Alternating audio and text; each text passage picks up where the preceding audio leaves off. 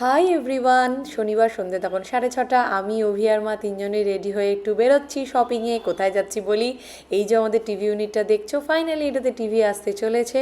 তো যাওয়ার পথে প্রথমেই মায়ের ইউএসজি রিপোর্টটা কালেক্ট করে নিলাম তাড়াতাড়ি তাড়াতাড়ি করে, তারপর রঙ্গোলি গেলাম, আমার চশমাটা অল্টার করতে দেওয়া ছিল সেটা নিলাম, অল্টার মানে ফিটিং করতে দেওয়া ছিল।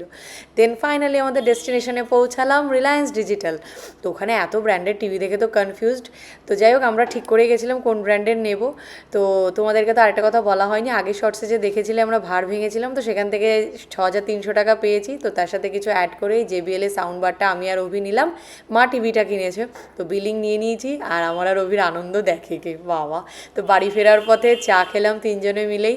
তো খুব আনন্দের সঙ্গেই বাড়ি ফিরেছি। তো বাড়ি ফিরে অভি সাউন্ড বারটা আনবক্স করছে, কারণ এটা লাস্ট পিস ছিল তাই অফারে পেয়েছি। তো এটা স্টোর থেকে নিয়ে এলাম, টিভিটা আগামীকাল আসবে।